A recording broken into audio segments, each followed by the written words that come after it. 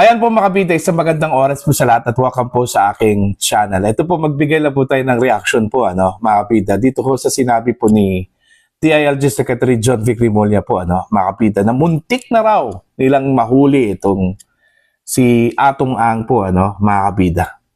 Yung muntik, katumbas po yun sa hindi nahuli. Okay? Mga kabida.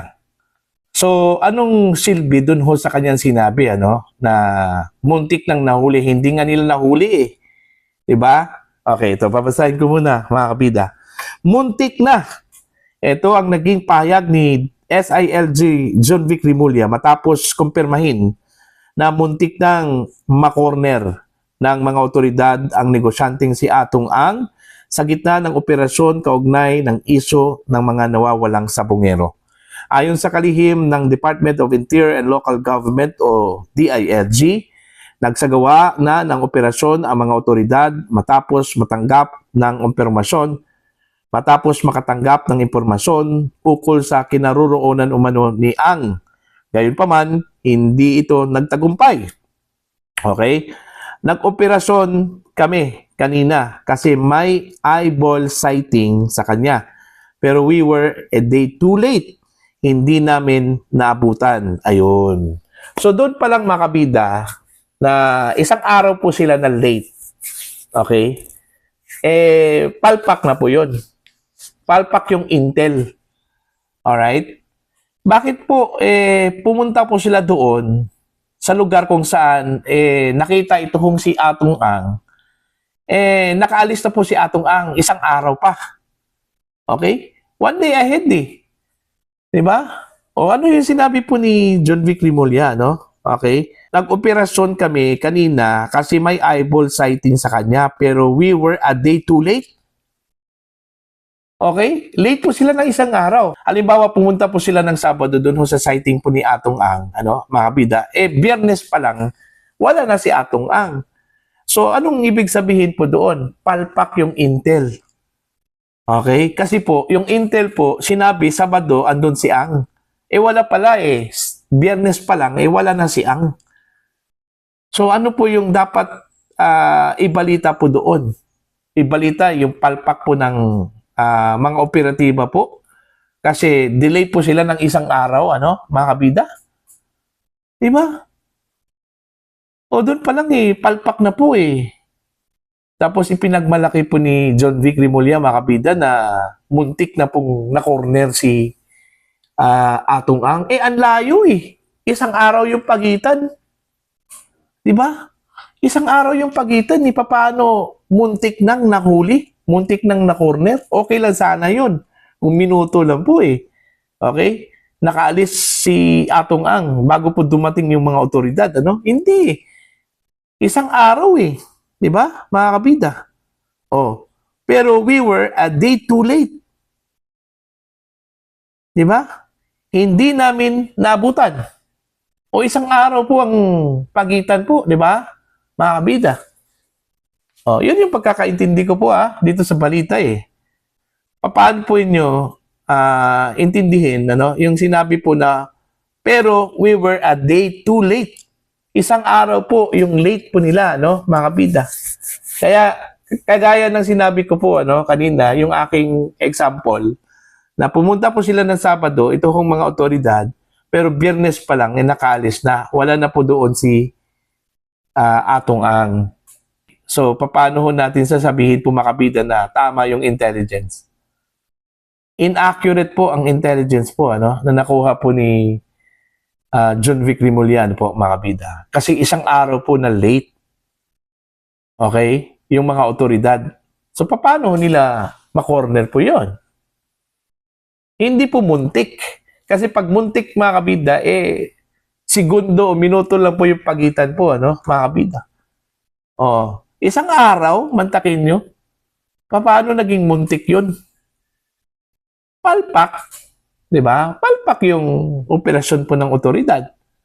Mga kabida. Palpak yung intelligence gathering po, Okay? Kasi po, huli na po sila nung dumating doon sa area kung saan po nakita yung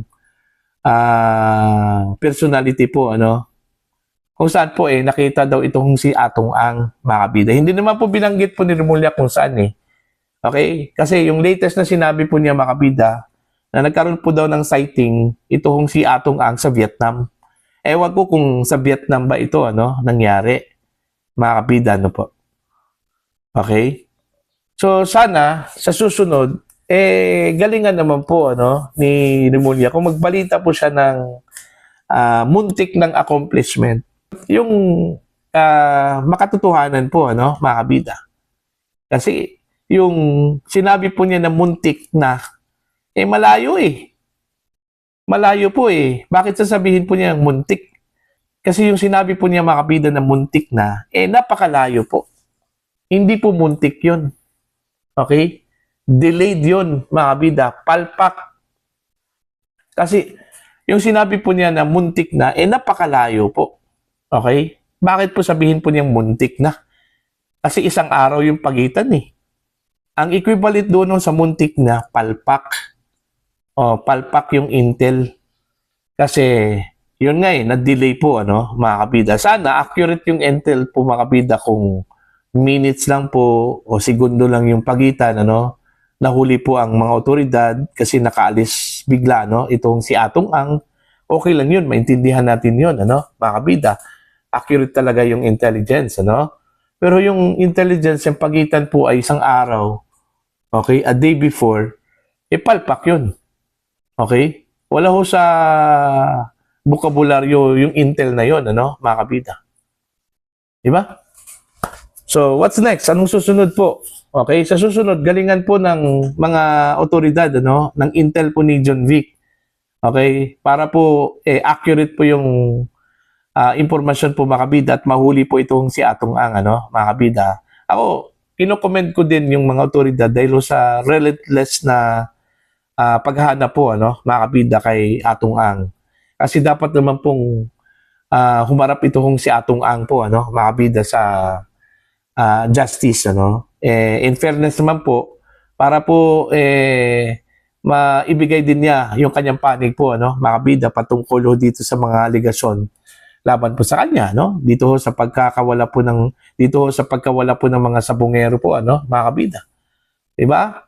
It's fair naman po para sa kanya, na sumagot po dito. Okay? So, mas mabuti po na mahuli ito kung si Atong, o di kaya sumuko ito kung si Atong Ang po, mga kabida. Hindi po dapat niya pahirapan po yung gobyerno na maghanap po sa kanya, Okay? Para po, once and for all, maklear yung kanyang pangalan po Kasi kung totoo po, mga kabida, na wala siyang kasalanan, hindi naman po bulag yung hustisya po, mga kabida, para lang po ibigay po sa kanya yung kalayaan po, mga kabida, Okay? Pero kung meron po siyang ginawa po at totoo yung mga aligasyon laban sa kanya, dapat harapin po niya yon, mga kabida. Ganun lang po yun Okay? So, ito, malaki na po yung gastos mo ang gobyerno, dito ho sa paghahanap po kay Atong Ang po, mga kabida, po. Alright? So again, next time, Secretary John Vic Remulla, galingan po ninyo. Magbalita po kayo yung accurate din, Kasi parang hindi po accurate di ba? Yung muntik ng na corner, napakalayo kasi araw yung pagitan, hindi po minuto. Alright? Para po sa inyo, mga kabida, ano po ang inyong opinion at pananaw dito? Dito ko sa sinabi po ni John Vic Remulla na muntik ng nahuli ito kung si Atong Ang, pero late po ng isang araw, mga kabida, Please comment down sa mga hindi pa po subscriber po sa akin channel. Please subscribe. Just click the subscribe button. Click the notification bell. Click all para updated po kayo, mga kabida, sa aking mga uploads. Maraming salamat po sa inyo lahat.